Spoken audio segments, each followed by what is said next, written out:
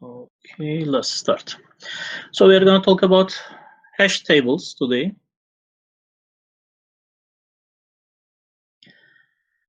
We will try to understand what is hash table, definition of hash functions. Then there will be some problems that like collisions and how to prevent collisions. There are different techniques for that one. We are going to see them all, and then we are going to analyze them. So the common structures, why hash tables? First of all, so you need to understand that one.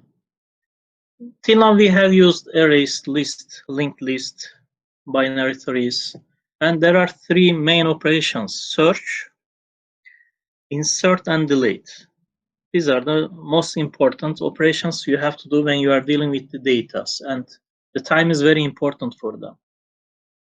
We use array, the time was big O n, then we found another techniques like search trees, it became log n. To search an item in an unsorted list, it was big O n. If it was sorted, it was big O log n. In the search tree, binary search tree, the average cases for all of them was log n. The worst case one, big O n. Now we are looking for the techniques. So these big O n's, big O log n's, they are going to become a constant time for these operations: search, insert, and delete.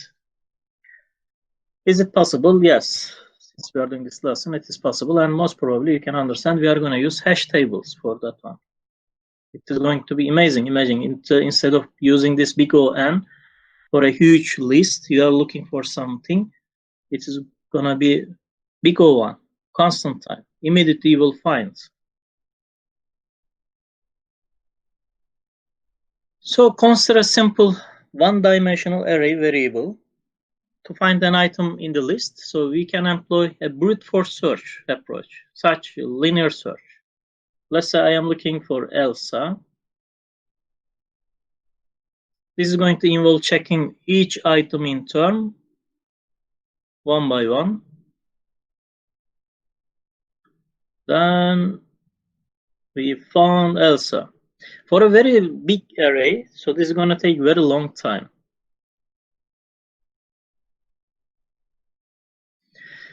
Now you want to retrieve a value from an element in the array, and you happen to know the index number of that element. So it's going to be very quick, very fast. In fact, the time you are looking up any value in the array, if you know the index numbers, it is independent of the size of the array. Doesn't matter how big the array. If you know the index number, it is going to be constant time. For Elsa, we are looking for Elsa, and we happen to know that it is index 6. I will just call index 6. It is going to retrieve. I'm going to retrieve Elsa immediately. This is big O1. But how can you know which elements of the array contains the value that you are looking for? Is it possible to make this one data Elsa, and it is going to give me directly this location? Big O1 time, of course. It's not going to search everything. Is there a way make this Elsa, use this Elsa as a key, as an index number? So there is a way, of course. For arrays, we have used integer indexed. Let's say I have a student class. In the student class, I have just name, surname, and grade. You can increase, you can put all the information about a student here. I create one object, student1. I might have a list array, and we'll have all the students here. If I call students1, it's going to give me Yola, Tola, and the grades of this lady. Now this is the index key, index number, and this is the integer key, integer number. And these are the values, items we are retrieving.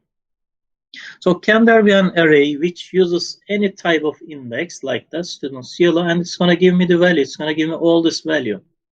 So one of the properties here I am going to use as a key, and big O1 time, constant time, it is going to find that student in my huge, big array, and I will retrieve all the items, all the values. how can I convert one properties to a key, integer? And runtime will be big O1, of course, in this time.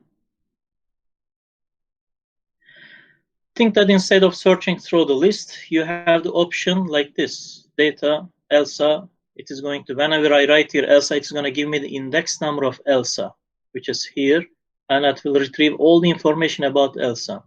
It might be object-oriented approach. This Elsa might be the one properties, as I showed the previous slides.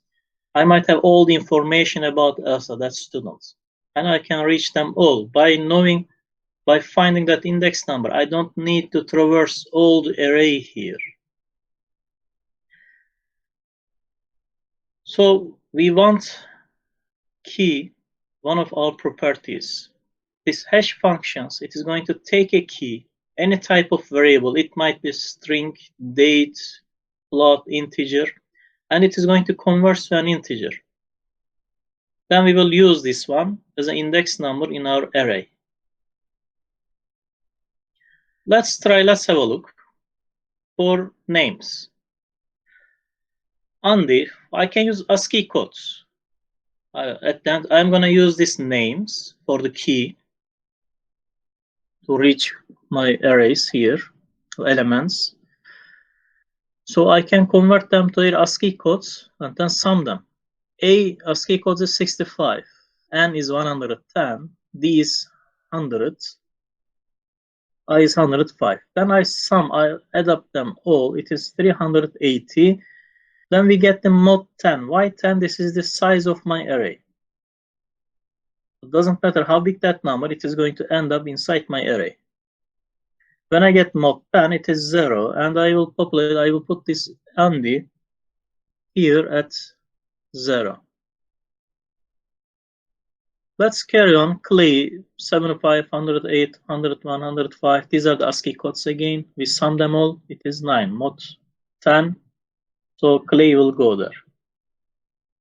Ray, we did the same thing. 8 will be there. Then Sarah. Nose will be positioned at 6.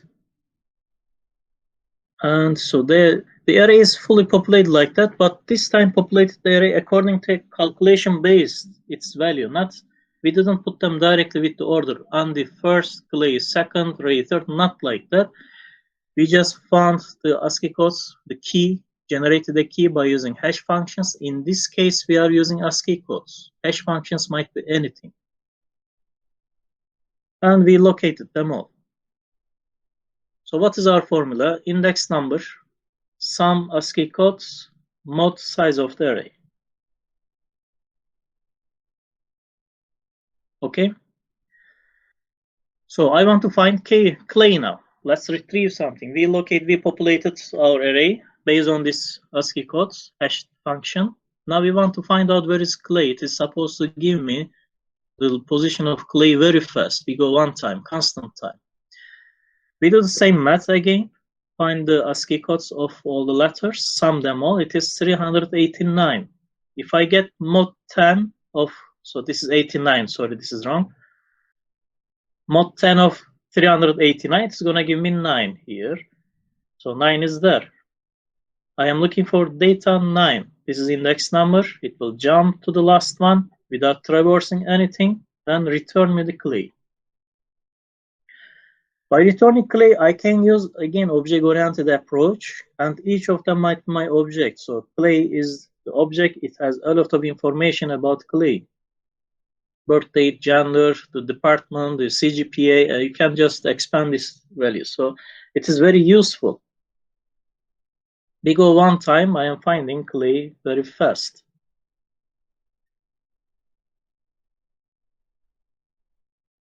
So a hashing algorithm, the calculation applied to a key, transform it into an address. So it is known as a hash function, this hashing algorithm. It's applied to a key which may be a very large number or a very long string. So we are going to convert it to integer. To transform it to relatively small index number, so that corresponds to a position in our hash table.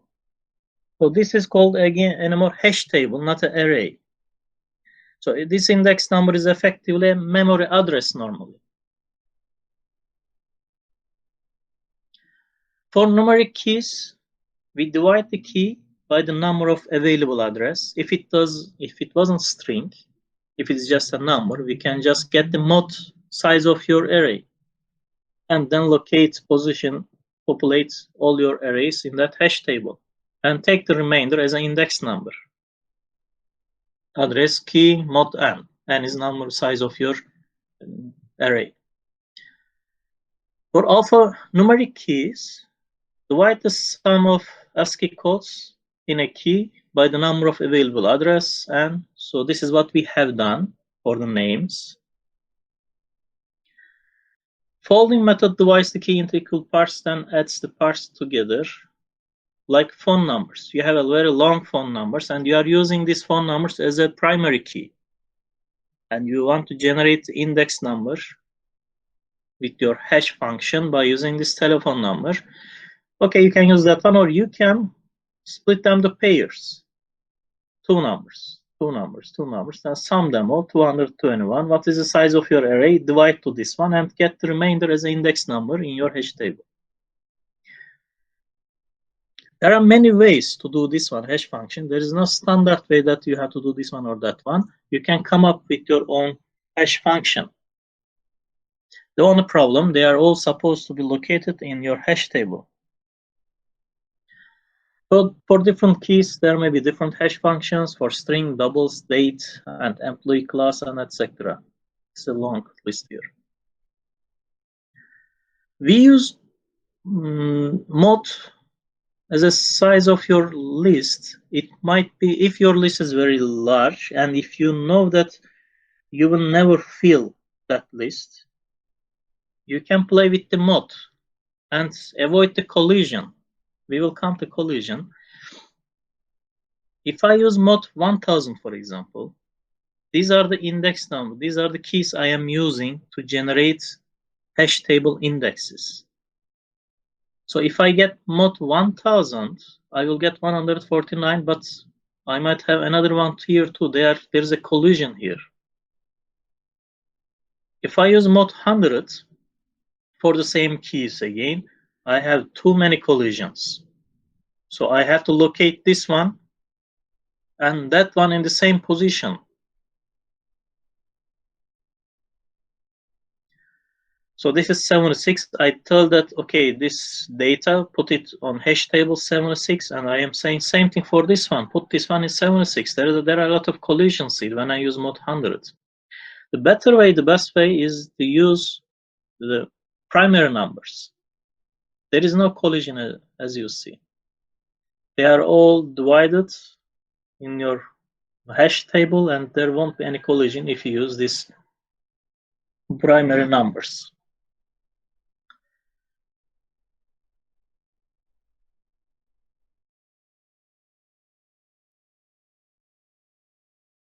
Okay, let's go back to same sample and try to populate all array.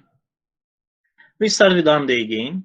We get the ASCII codes 0. We locate it at 0. Then Clay at 9. It is at 389. Ray at 8. And Sarah, everything is going smoothly, very nice. Then Nos at 6. Perfect. Then Alba. Now it is telling me that I am supposed to locate Alba at 8, position at 8, but 8 is already occupied. Ray is already there. Now what are we going to do now? Our hash functions failed. There is a collision here. We cannot just stop and find another data structure method and continue. There is a solution here. One of them is called open addressing, another one is called close addressing. Open addressing, there are different techniques to deal with these collisions. Linear probing, quadratic probing, and double hashing. This is closed addressing. This is most preferable one, but it depends what kind of data you are dealing. Let's go on one by one with these techniques. So we have the object, convert to integer. map to array position. Then if there is a collision, deal with the collisions with these techniques. Now we are here. We have done this part. We had a object, the key, we convert it to the integer. It might be a string, data, float, whatever the properties you want to use as a primary key. We convert to the integer, and we map to an array position. So this became a hash table. Now there are collisions and we have to deal with them. We start Andy, Lee, Ray, we located them, and here we had a problem with Alba. There is nowhere to go. This is linear probing. If there is nowhere to go, we are looking for the next slot. Is this empty? No. Then we are going to go back and look at the next slot. Where is it? It is here. So there is nowhere else to go here, and we'll come back here. It is occupied. We cannot do anything. Then we are going to look at the next one. Then the next one. Yes, we found the empty slot, and we are going to position Alba here. Let's carry on. We have Elsa in our list. It says it is going to be at 9. 389 ASCII codes. When we sum all the letters of ASCII codes, it is 389. Mod 10 is 9. It is occupied. Then we are gonna keep looking for the next slot until we find the empty one. Now we found it. Then Elsa will be located here. Let's carry on. Andy said 4. It is very nice. We just put it at 4. This is empty. Then Fane at 8, this is worst. Then we are going to look for Fane to empty the slot, but one by one. We are increasing the number one by one and try to find the empty slots. Then we found one, we located there. Then we have Kate, it is at 2, it is occupied again. Now we found one and we located here. So we populated our hash table by using this hash function, and for the collision we used linear probing. So to look up an item in this hash table, the hashing function is applied again. If there have been collision and some items are not in their calculate positions, then finding an item will also involve linear probing. So that's a linear search again. Okay, because I say that Alba is supposed to be at 8, but it is not at 8. 8 I have Ray. So the more items you have in the hash table, the more likely you are going to get these collisions. So when you insert even more data, there is no way we can avoid these collisions. So one way to deal with this, to make hash table bigger than needed for the total amount of data that you're expecting. So let's say I need here 10, but why don't we make this one for 20 elements? So I will be always empty the slots and I can move them there. Or I can change my hash function. So it is clustering, it is putting all of them in the same location. Let's try to find Kate now. We calculate the Kate, it is 382, mod 10 is 2. We check here, there is no Kate there. Then we are going to look the next element. It is not Kate.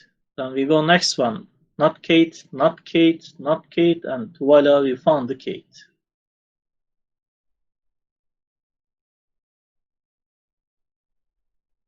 Okay. So the ratio, this is load factor, this is an important factor.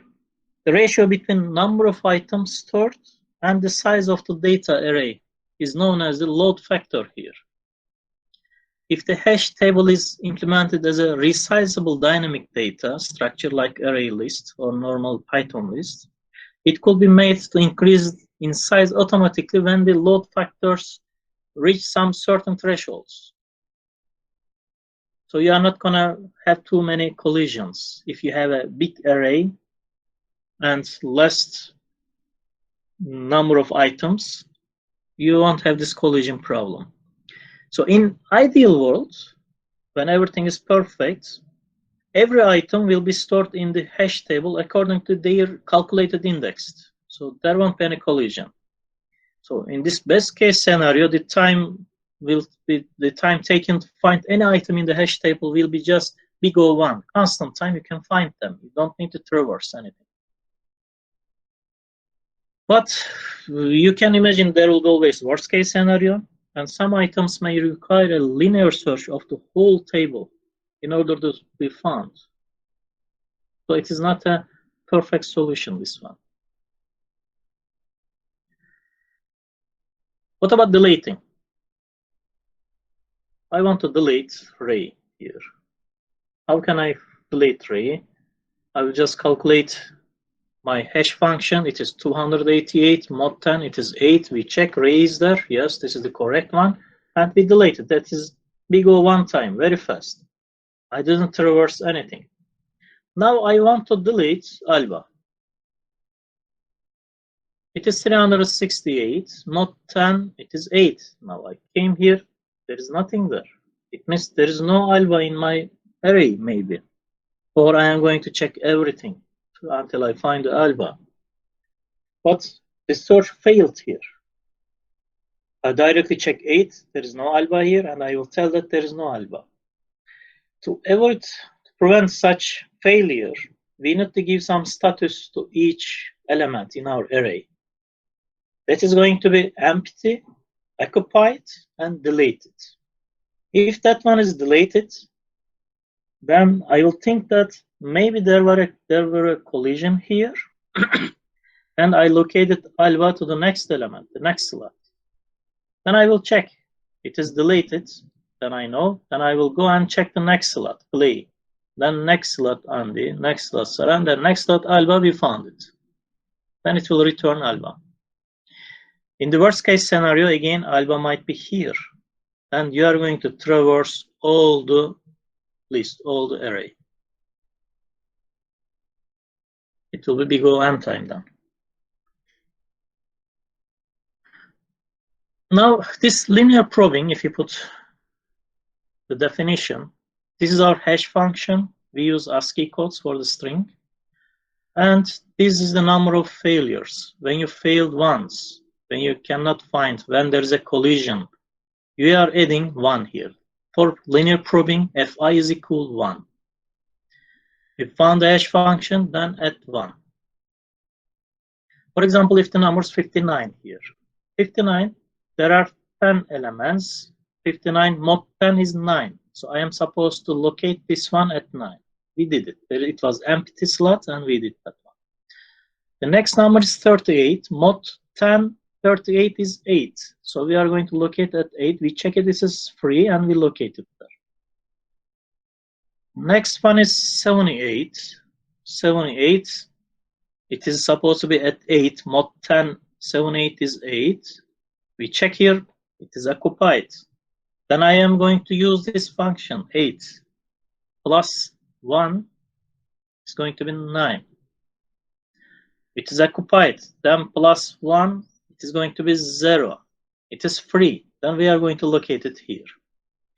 Normally, it is better if you put this I inside here, hash x plus I.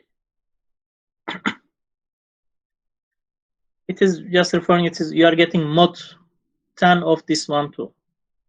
So it is free, then we locate it there. Now 89, mod 10 is going to be 9. We check the here, this is the third iteration, it is occupied. Then we will increase 1, occupied, increase 1, it is free, then we locate it there. 39 is the last one, it is occupied. We check it is occupied and free, and we put it there. It is linear probing, as you see, it is using the memory very nice and neatly. There is no free part here. It is just filling one by one. But there's a clustering. This part is free, empty. And if you are using big memory for your limited number of elements, there will be clustering at the huge part of the memory you are not going to use. Now, quadratic probing. That was linear probing. Then this is the quadratic probing. Let's locate these 6 guys in this memory. Here the mod is 13 this time. Number of elements 6, but the memory size, the array size is 13. Fx plus fi, where fi will be I square this time, not 1, I square. We start with undi. 380 plus 0 square, we get mod 13, it is 3. This 0, when the slot is empty, it is empty, so it is going to stay like that. There is no collision. Whenever I have collision, I am going to use this one. So there is no collision, I don't use that one, it remains as 0. 3 is empty, we located undi at 3. Then clay is 389. Mod 13, it is 12. We located clay here. Then ray, everything's nice, at 2. Alba at 4. Then we have Elsa, 389. Mod 13, 12. We check 12, it is occupied. Now we are going to use this quadratic probing. Where am I going to locate that one? If it was linear, I was going to locate it here. But we don't want to use linear. We don't like to have clustering all of them here and there. I want to separate them in this memory. What are we going to do?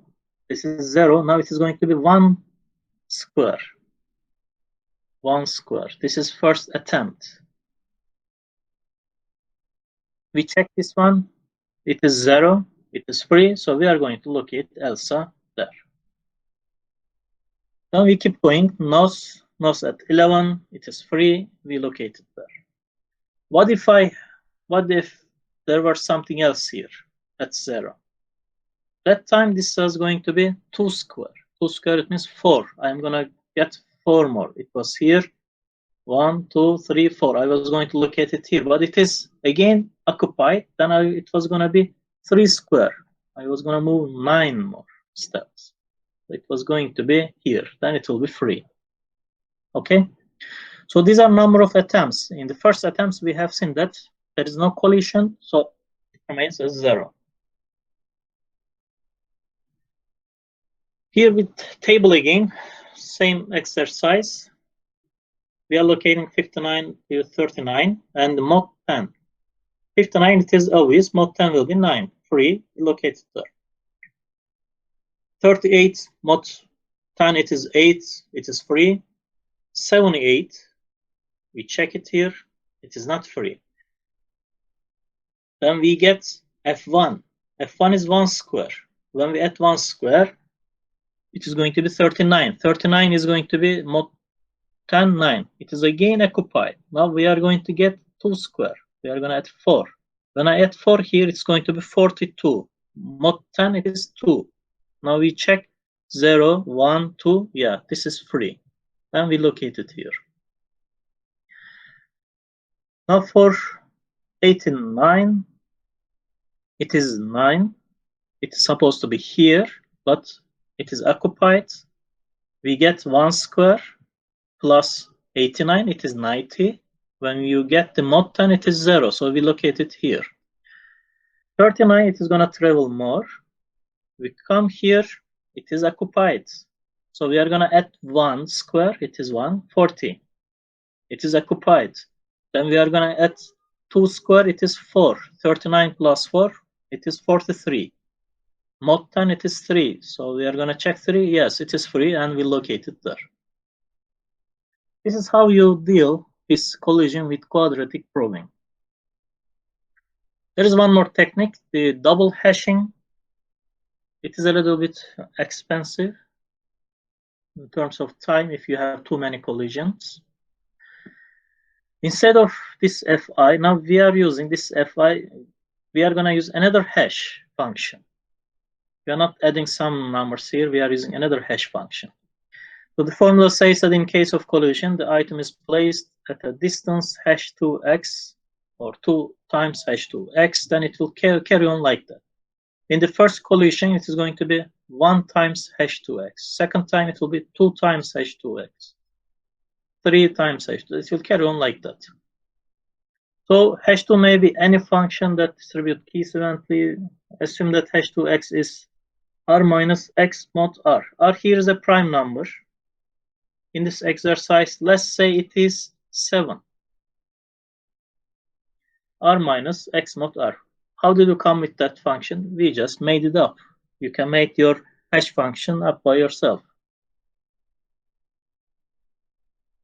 Now let's have a look 7, 8 here. 7, 8, this is mod 8, mod 10. It's going to be 8. We check it, it is occupied. So we are going to use our hash function, collision double hashing. 7, 8 is going to be 7 minus 7, 8 mod 7, 6. So it will move to 6. We check here 0, 1, 2, 3, 4, 5. Sorry. That means 6 positions after hash 1 position 8. So it's going to be position 8 there. Sorry, I got lost 1 second. Yeah, we are here 1, 2, 3, 4, 5, 6. So we are here then. So after this position, we are adding 6 here. We are just summing there. Okay. So 6 more steps we will go. This one told me that I am supposed to be here at 8, but it is occupied. Then I am adding second hash function. It is returning me 6. So 8 plus 6, 14. I will go to 14. This is 8. I have to add 6 more. 1, 2, 3, 4, 5, 6. So I will be located here. So index number will be 4. So this is double hashing. It means extra calculation, extra computation. But this is another way to deal collisions. Now chaining.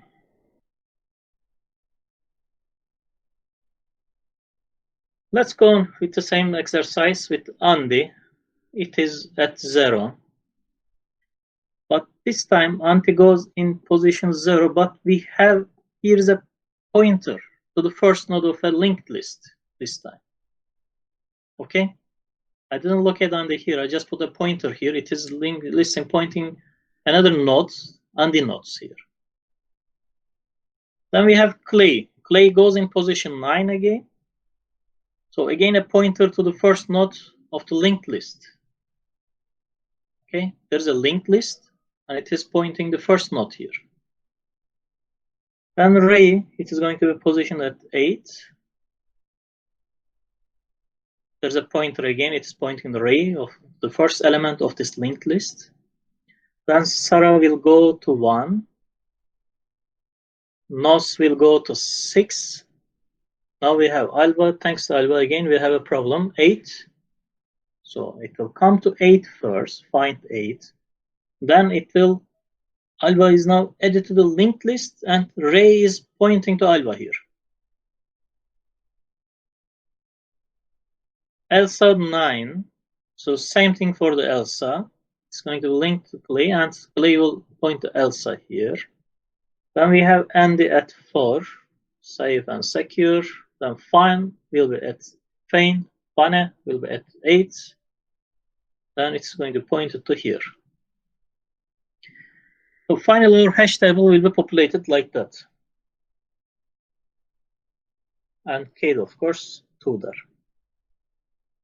So to search this hash table, you can calculate the indexes before to locate the correct element.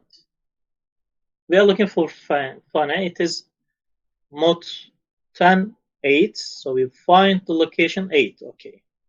Then we are going to traverse the linked list. For what we are looking for, we are just going to traverse the linked list. You know, it is going to be, it's going to take some time. We check Ray, then the next one, then the next one. It is going to be as big as this linked list, the worst case scenario. So finding the location in our array, it's going to be big O1, but finding in the linked list, the worst case scenario, it's going to be big O n then. Big O n of this part, not all the elements. Let's say this is big OK, big OC. So if the load factor is low, it may be more efficient to use open addressing. Otherwise, you might have all these elements on 8, and it's going to be just a linked list here. Unfunny. Now, what are the objectives of hash function? First, minimize the collisions. So less time to deal with collision resolution, and ultimately data retrieval will be quicker. Uniform distribution of hash values, therefore data will spread across the hash table as uniformly as possible. If you remember linear probing, it is just clustering all the elements. It will be easy to calculate and it's supposed to resolve any collisions. These are the objectives of hash function. When you are writing your hash function, you have to consider these criteria. Comparison. Linear probing, it is easy to implement, best cache performance, but suffers from clustering. Quadratic probing, average cache performance, suffers a lesser clustering than linear probing. And double hashing, it is poor cache performance because you are spreading out everything. There won't be any clustering. If the clustering is a big deal for your data structure, you have to think all of them. If you like to have clustering, then go with linear probing. If you want really best cache performance, then you should go linear probing. If you don't like to have clustering at all, you can go with double hashing. If you don't care the cache performance at all, again, this is the choice. This is the hash function you have to use. And it requires more computation time here, of course, double hashing, because you don't calculate on the one hash function, you have to deal with the second one if there are too many collisions. The complexity of open addressing is linear, quadratic, and double hashing. Let's say n number of slots in hash table and n number of keys to be inserted in hash table. So load factor, if you remember, it is n over m. It is always less than 1. So expected time to find insert deletes will be less than 1 over 1 minus k. So it's a constant number. So to find insert and delete, it's going to be equal 1 over 1 minus k time for open addressing, not for linked one, not for connection. For chaining, it is simple to implement. Hash table never fills up. We can always add more elements to chain. Since we are using linked list, it will never fill up. You can keep adding to your linked list if there's a collision there. It is less sensitive to the hash function or load factors. It is mostly used when it is unknown how many and how frequently keys may be inserted or deleted. Since it's very flexible and you can never fill it up, it is better to use such a technique, chaining, if you don't know how often you are going to insert data or delete data. The disadvantages: cache performance of chaining is not good as keys are stored using linked list. There will be a wastage of space. And if the chain becomes long, then search time can become big O n, in the worst case scenario, of course. And it uses extra space for the links. Its complexity will be if n number of keys and m number of slots in the table. K is the load factor, n over m. The insert, find, delete expected time will be big O 1 plus k. This one is finding where is the element. It is big O 1. Constant time you can find it. After that, k is the search in that linked list.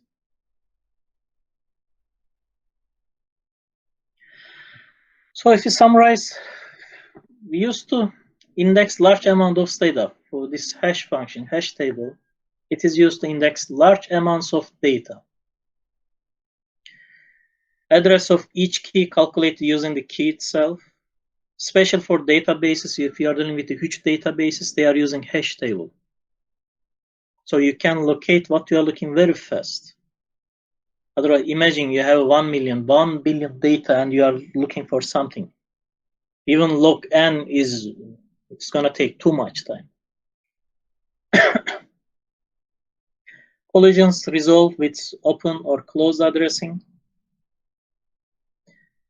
We use hashing is widely used in database indexing. This is what I mentioned.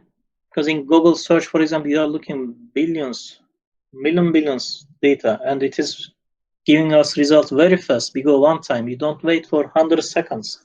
If it is log n time, it's going to be 100 seconds for billion information. For compilers, caching, password authentication, and more, we are using hashing. It is widely used almost everywhere. Insertion, deletion, and retrieval occur in a constant time. We go one time. So this is hash table, guys. I put some links here. Some YouTube channels, Wikipedia, and your book, chapter 10. You can have a look at that one too. You can read it. It is very nice there. And that's all.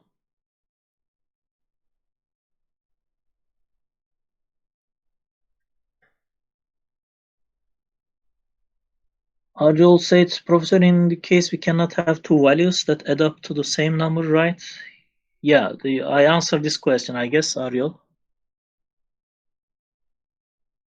So this hash table, it is very important, very useful data structure. Yeah, I see. There will be some practice on Friday. There won't be homework this time, but you can go over the slides I already shared with you. We will try to write this hash table on Python. In Python, how can we use this hash table? We have already used this hash table, in fact. With linked list? No. With the dictionary. We use this hash mapping by using dictionary. We use the key. You remember the key? I didn't use any number for the key. I used the key, some elements there, some values there. String was my key, for example. And we assign that key some values. So dictionary is a way using hash mapping, hash tables. Okay. So that's all, guys, from hash table part. Do you have any question?